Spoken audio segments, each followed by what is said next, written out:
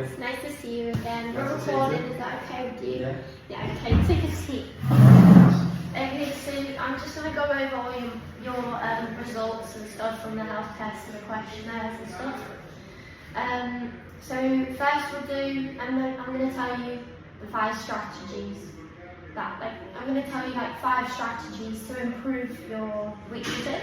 Okay. To be honest, it was quite hard because you don't really have that many weaknesses, to be honest. But anyway, okay, so I'll start with the health test. So for your BMI, your rating was a healthy weight range, but you only got into it like by like a couple of like 0 point something. You only like just fit into it. And then your BMI is your like height over your weight, and like, you understand? No. So yeah, your body mass index, and then your resting heart rate. You got a 68, which is average. So that's great. You got your blood pressure was 122 over 73, which is normal, which was good. It was a very good score. And then your body composition was, you remember when you hip to waist. So that was good as well, but it only literally just fit into it by 0.01. So that was it. And then your weight, well, you know your weight and your height was 18, so 170 centimeters.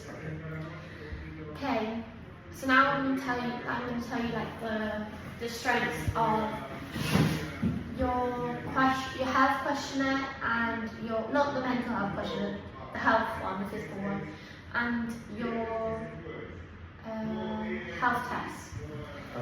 Okay. So your main strength is obviously that you don't smoke or vape. That stops like so many negative things. You know what smoking and vape does to your body and everything. So that stops you from getting all of that and stuff, which is great. And then another one was you do quite a lot of exercise. It fits under the benchmark of the NHS. The NHS benchmark for your age is 420 minutes per week. You do 595 per week, but that's an estimate because you said 80 to 90 minutes a day. So that was good. You do quite a lot of exercise. And then you also don't really have a stressful life because you're not bothered about not having a job, which you don't have a job. You're obviously happy with doing training and going to college and seeing your friends. So I don't think everything that you told me that leads to you not having a very stressful life, which is great. Okay, so overall all your strengths was obviously not smoking, vaping, good amount of exercise, and you have not really a stressful life. And then your areas for improvement on the two tests.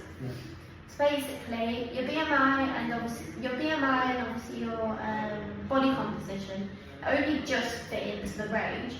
So basically, I thought like it could be due to your diet because you said it was alright, you know. So maybe that we need to do something about that, but we'll get onto that later. Okay, now I'm just gonna tell you areas for improvement for the questionnaire and the health test.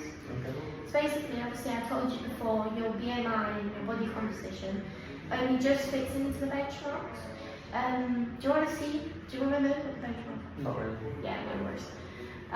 Only like it's not that much. But anyway, and you rated your diet being like alright. I asked you how the diet was, you said alright. So doing that, so you obviously being pretty close to being not in the benchmark of being healthy. That could mean, and you're not having a good diet. Your diet being bad can higher the risk of going over that benchmark. Yeah. Okay. So obviously we'll need to talk about that later. And then that can obviously lead to obesity, and then obesity leads to increases of chances of sleep apnea, like diseases like sleep apnea, type 2 diabetes, heart disease, and more. Okay. So you said that you eat around 2,400 to 2,600 calories a day.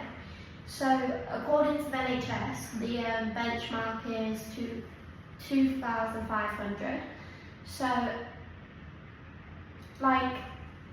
that including having an alright diet, obviously that's part of the alright diet, but that including, and then on top of having an almost over the benchmark body composition and BMI, that could be at risk of you going over. That could higher the risk of you going over it.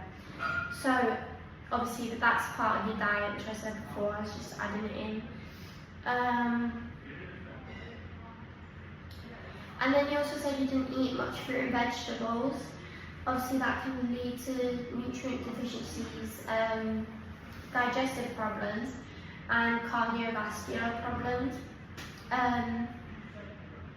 So according to the NHS Eat Well guide, you have to at least eat 5 portions of fruit and vegetables a day, and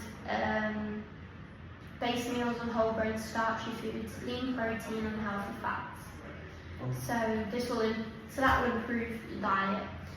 And then